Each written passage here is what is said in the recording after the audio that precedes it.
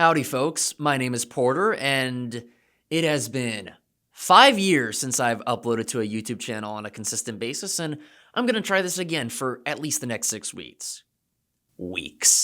And welcome to your first day at the Porterhouse Schoolhouse.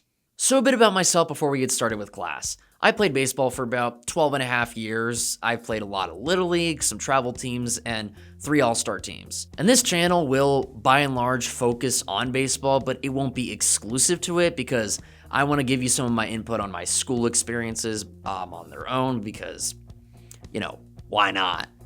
Okay, actually, it's because one of the schools was a magnet art school in San Diego, California that I would really like to dedicate its own video to, so stay tuned for that. Anyways, it's the first day of class. I don't want to bog you guys down with too much to think about, so let me start with the question for my younger players, my ones that are like 6, 7, 8, 9, maybe 10 years old.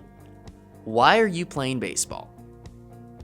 Are you playing because you love it, or are you playing because your parents are pushing you to? Now, if your answer is neither of those, take to the comment section and let me know what it is, because I'm genuinely curious. Now, if you answered that you love it, then that's great. I'm happy for you.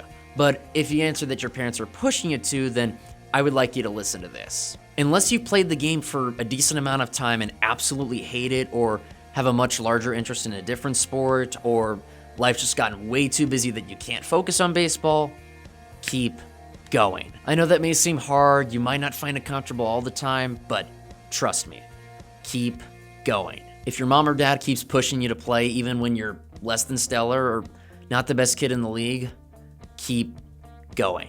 Here's what I mean. Let's say you've been playing for at least 2 years and you can't seem to muster the desire to keep going, whether it's because fielding seems too hard, catching the ball seems too hard, throwing the ball accurately seems too hard, hitting the ball seems near impossible. I've been there. Well, I hate to say it, but that's unfortunately part of it all. I played from the time I was 4 till 17, and I'm currently 20. I wasn't able to throw comfortably or catch comfortably until I was like 9, and then I wasn't even able to hit comfortably until I was 10. That's at least 4.5 years of games and practice, both spring ball and fall ball combined, of just trying to get the basic fundamentals right. It's a game of failure. You're gonna fail more than succeed in trying to get every little nuance correct. That's just gonna take time. Now, of course, there's some exceptions to that. I've had teammates who have joined our team with only like 1 or 2 years of experience, and then they end up becoming some of our best players, like ever. But as we all know, this class is not dedicated to that. It's more dedicated to the kids that are just uncertain or don't have the best skill level out there, and they're like, what do I do? Well, my advice is, again, keep going. If your parents are pushing you to play, then they're probably doing it for the better. And it's not just the skills that they want you to develop. It's not just becoming a stronger man or woman and playing the game of baseball. Think of all the friendships you could be missing out on. Like I said earlier, I'm 20 years old. I've been through elementary school, middle school, high school, got an associate's degree at community college, and I've been to lots of church services. And yet, even with all that, some of the best friendships that I've ever had came from my baseball teammates. My older players will understand this, but the older you get, the stronger your bond gets with your teammates. Mostly because you all have the same goal in mind. You all know you want to play. Most people want to play when they're older, when they're like 15 or 16. That's a topic for its own video. So with that, if you feel like an outcast or you don't have that friend on the team that you can turn to, well, hate to say it, but that's okay. The way you get that friend or teammate to talk to you is you play with heart. You go out there on the field, you give out all you got, give it all your effort, even if your skill isn't there. Showing that you want to be there and are trying to be better, that's going to turn a lot of heads for coaches and some players and maybe even some parents. So be patient with that. No player, or most players, are not an overnight success. And speaking of parents, my concluding comments for this class is going to be dedicated to them. You are your kid's biggest cheerleader, period. It doesn't matter what other coaches or what other players say. They might cheer them on. They might want to help them out a little more. And maybe even some other parents are going to cheer them on.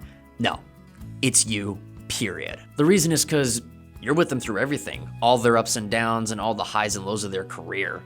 And since baseball is a game of failure, you fail more than succeed, they're going to need a lot of that motivation and discipline. And your ability to give that effectively might be what makes or breaks their career. And it's arguably the most crucial part of it all. I won't tell you exactly how to motivate your child because, well, I'm not their parent. I'm not going to tell you how to parent.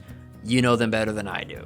You know what to do. But I will repeat what I said at the beginning of the video. Unless they absolutely hate the sport and have been playing for at least a little bit, or have gotten too busy with life, that happens, or have a larger interest in a different sport, push them to keep going. That concludes our first day of class. If you enjoyed this, drop some comments, leave a like, share this with your teammates, share this with your family, share this with your parents. And if you want to stay tuned for day 2 of class, go down there, hit the red subscribe button, turn on notifications so you won't be late, or to be more accurately, so you'll be early to class. Please do. So if you've been on this device for long enough, please get off YouTube and go outside and take a walk. That's teacher's orders, okay? All right. Class is dismissed.